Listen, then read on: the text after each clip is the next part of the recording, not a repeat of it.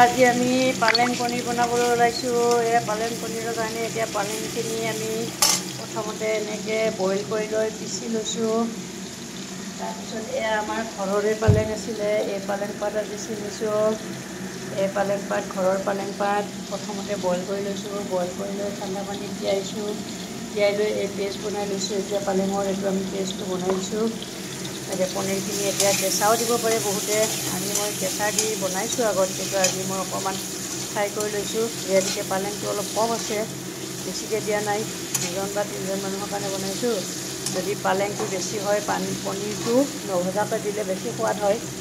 আজি এতিয়া সেইখিনি আমি প্ৰথমতে অকণমান তেল গৰম কৰি পনীৰখিনি ফ্ৰাই কৰি লৈছোঁ। এতিয়া পনীৰখিনি ফ্ৰাই হৈ গ'ল। এতিয়া অলৰেডি আমাক অকণমান জাষ্ট কেঁচা ভাতটো মৰাই পেলাই লৈ ল'লে ভাল লাগে আৰু। কিছুমানে কেঁচা পনীৰ দিলে অকণমান সোৱাদটো বেছি ভাল নাপায়, কিন্তু কেঁচা পনীৰৰ সোৱাদটো বেলেগ হয় আৰু অলপ ভজা পনীৰৰ হেৰিটো বেলেগ হয়।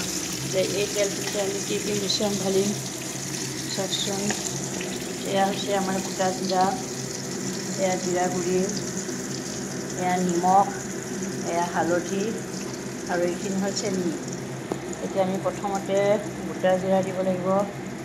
গোটা জিৰা দিলোঁ, তাত শুকান জলকীয়া গোটা, শুকান জলকীয়া দিব পাৰে। মই শুকান জলকীয়া দিয়াই নাই ৰ'ব, এতিয়া শুকান জলকীয়া দিওঁ দুটা। শুকান জলকীয়া দিছোঁ দুটা। জলকীয়া গুড়ি দিম বুলি ক'লে গুড়িও দিব পাৰে, কিন্তু মই গুড়ি ব্যৱহাৰ নকৰোঁ আজি। এতিয়া এই জিৰাখিনি ভাজি হোৱাৰ পিছতে আমাৰ সকলোখিনি মিশ্ৰণ ঢালি দিলোঁ। ঢালি দি এতিয়া ভাজি ল'ম এইখিনি অকণমান ভাজি লোৱাৰ পিছতে এইখিনি আমি পালেংখিনি পেষ্ট বনোৱা পালেংখিনি দি দিম।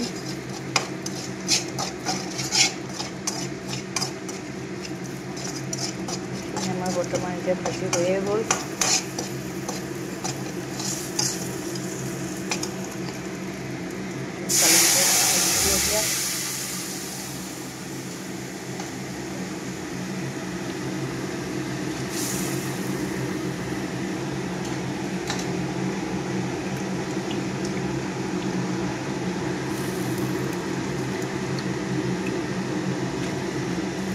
পালেংখিনি পেষ্টটো দি দিয়াৰ পিছতে আমাৰ এইখিনি উতলাৰ পিছতে আমি পনীৰ ভাজি থোৱা পনীৰখিনি দিম।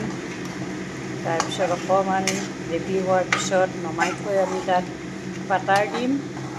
বাটাৰ দি তাৰপিছত গৰম গৰম ভাতৰ লগত পৰিৱেশন কৰিম। এই ভিডিঅ'টো যদি চাই আপোনালোকে ভাল পায়, লাইক শ্বেয়াৰ কমেণ্ট এটা কৰিব বুলি মই এই ভিডিঅ'টো আপোনালোকৰ ওচৰত আগবঢ়াইছোঁ। আৰু এনেকৈ যদি আপোনালোকে বনাই খোৱা নাই ঘৰত, আজিকালি ছিজনত পালেং বহুতে ৰুৱে। সেই পালেং বাৰীৰ পৰা কিনি আনি 10 পাত 12 পাত পালেঙৰ পাত হ'লেও হৈ যায়। যিমান ইচ্ছা সিমানে দিব পাৰে। পালেং যদি অলপ বেছি হয় বেছি গ্ৰেভি হ'ব। মই পালেং আজি বেছিভাগ দিয়া নাই, অলপমানে দিয়া হ'ল, যিহেতুকে আমাৰ চয়াবিনো বনোৱা হৈছে, দিনৰ ভাজি চাজিও কিবাকিবি বনোৱা হ'ল। এতিয়া পালেংটো অলপ কম দিছোঁ। আমাৰ 3জন মানুহৰ কাৰণে হৈছে। মিষ্টাৰে যিহেতুকে নাখায় পালেং পনীৰ, ডাঙৰটোৱে পালেং পনীৰ নাখায়, সৰু ল'ৰা বোৱাৰী আৰু মইহে খাম, সেইকাৰণে অলপমান 3জন মানুহৰ জোখৰ কাৰণে বনাইছোঁ বৰ্তমান। এতিয়া এইখিনি গ্ৰেভি হোৱাৰ পিছতে আমি পালেংখিনি ভাজা পনীৰখিনি দি দিম। ভাজা পনীৰখিনি দিয়াৰ পিছতে 2 উতলমান নমাই লৈ 2 উতলমান মৰাৰ পিছতে আমি বাটাৰ অকণমান দি নমাই থৈ দিম। নমাই থৈ গৰম গৰম ভাতৰ লগত পৰিৱেশন কৰিম। আপোনালোকে যদি এনেকৈ বনাই খাব বিচাৰে এই ভিডিঅ'টো চাই বনাব পাৰিব। আৰু যদি ভাল লাগে ভিডিঅ'টো লাইক কমেণ্ট শ্বেয়াৰ এটা কৰিব বুলি মই আজিলৈ ধন্যবাদ।